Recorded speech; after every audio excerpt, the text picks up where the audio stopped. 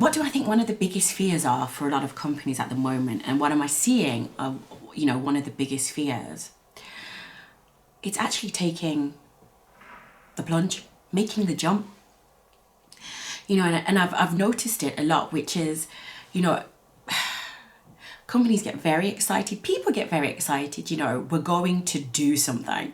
And it is very exciting. We are going to do something. We're going to make changes for women in our company. We're going to make changes for Black women within our company. And it feels, supercharged, ready for excitement. Yes, let's do it. But then the fear sets in.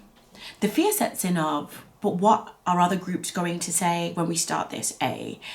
B. This is going to take longer than we thought.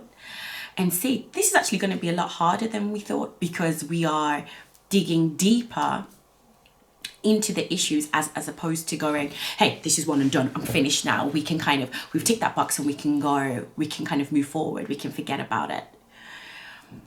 So the question is, how do you overcome that? How do you overcome this kind of the step of being so scared? And part of it is actually realistically psychological. There's two parts. It's the psychological fear of it, the psychological fear of the unknown. What if we get it wrong? But in this moment, there's two things that have to be focused on: the outcome and the impact. What am I hoping to achieve in the first instance? And how will that then have a knock-on effect, and what impact will that create going forward? So if we, for example, just take, I'm going to take the easy one. We are going to actively try to increase female representation in leadership. But you're worried about the men complaining, which is a valid concern, or worried about anyone complaining who feels excluded, right? So what needs to be visualized here? The visualization is, if I do this, the outcome is I would like to see more women in these roles. The impact is having representation, and I spoke about this in a live. It's representation plus influence equals change. So if I create the space for these women to be represented, if I create the space and the structure around them to be able to create influence, then they can change something. But what does it do? It does several things.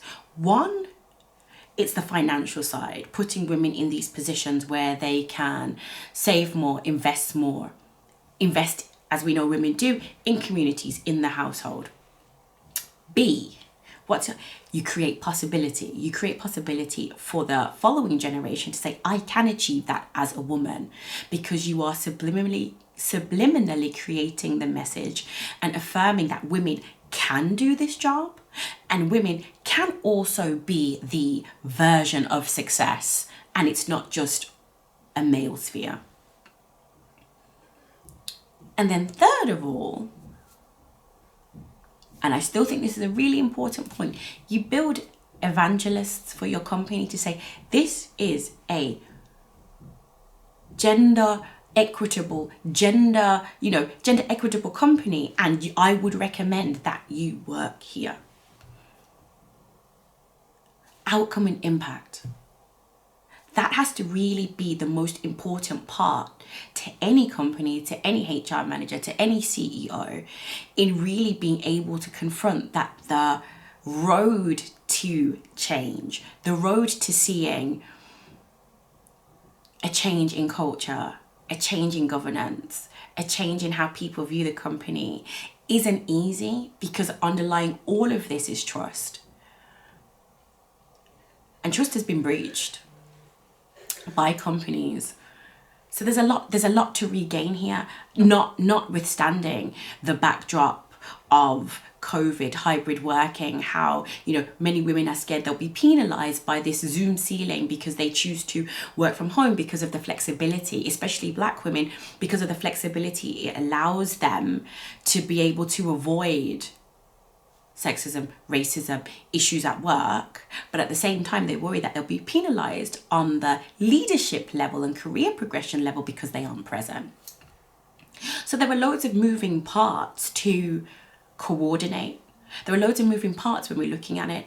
Later on this week, I'll be publishing an infographic on, where to start, because there are so many different places you can start. But focusing on the outcome and almost taking the steps back provides an indicative way as to how you can, what will the path look like? Where am I trying to get to? What is the outcome? This is the outcome. What is the impact? How do we get to this outcome? What is it that we need to do? Because focusing on that is what will get you through the difficult times. Focusing on that is how you push through. I always think about, when I was training for a half marathon, and you know what? I wanted the glory and the prestige of saying, I've done it. I've run, I've forgotten how many. I know it's 21 kilometers though, 21.2 kilometers. I couldn't remember in miles. 21.2 kilometers, right? I wanted the prestige of that. I wanted to say, I have completed it. I have achieved that. But you know what? The training was hard. Sometimes getting up at 5 o'clock and going for a run and following this course wasn't easy. And yes, there were days that I was like, no, can't get up. It's too hard. I can't do it. I don't want to do it today. But immediately when I didn't do it, I felt it in the next training session that it was even harder. But the satisfaction that came of having achieved it, knowing that I got to this place, knowing that, there are, okay, it's not elite. It's not being an elite athlete by any stretch of the imagination, but nevertheless, not everybody can do it. But I knew that I'd put the work in to get there. Made it worth it. It made it worth it. And I think this is the focus. We have to focus on outcome as opposed to how difficult the journey will be. Because if you focus on the outcome and you really care about the outcome, what it also means is how you invest into it and how you approach it and how you approach the difficulties and the opaque parts of the process. And the pushback will always be with the focus in mind, but I need to get to here. We need more women. We need more women of color. We need more Black women. How do we do it? How do we tune out, how do we tune out the background noise and keep our focus? And that's focusing on the outcome. So thank you as always for your time and wishing you a wonderful day. Bye-bye.